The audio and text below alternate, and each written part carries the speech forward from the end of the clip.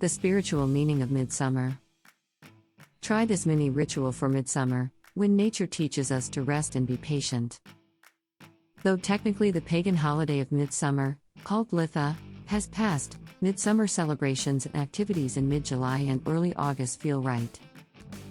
This is when summer has truly set in, mature dragonflies are skimming the water, bees of various kinds bob from blossom to blossom, and all of nature seems to laze under the sun's steady, unbroken heat. Full disclosure, the summer and I traditionally don't get along very well. I'm a cold weather kind of witch who feels most alive dressed in thick woolly sweaters with a hot drink in my hand.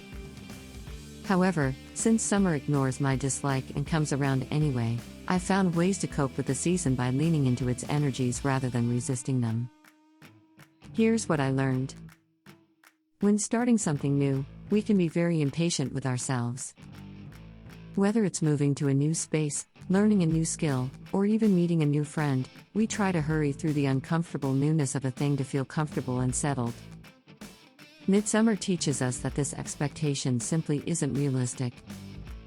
Freshly fertilized seeds don't immediately sprout into fully mature plants, heavy with fruit.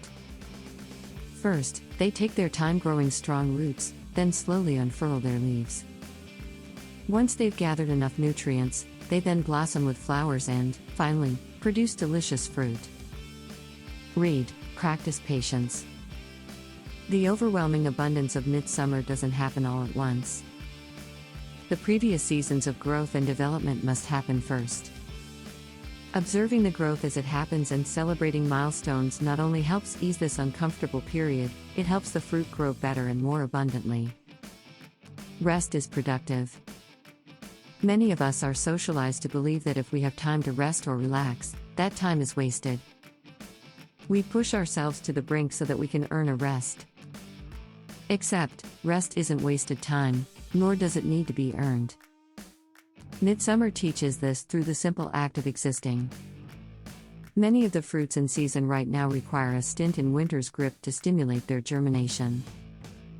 Cherry seeds, for example, won't sprout unless they've experienced a period of stasis in the cold, frozen ground. Humans are similar, in that rest allows us to reset and gather strength for the next season of growth. Not only is this a healthy thing to do, it's also productive because it allows us to perform even better than we would have without that respite. A midsummer mini ritual. Try the following ritual to help you recognize milestones in your personal growth while also allowing a few moments to rest and acknowledge the ever-present abundance in your life. This ritual can be deeply grounding, especially when you felt particularly frazzled or burned out. The best part? You don't need any special supplies.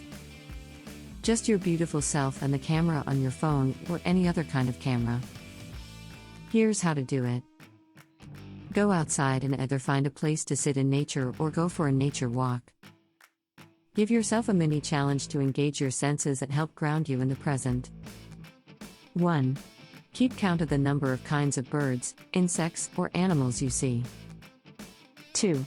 Listen carefully, and pick out 3 to 5 individual sounds you can hear, example, birdsong, wind, water, squirrel chatter. 3.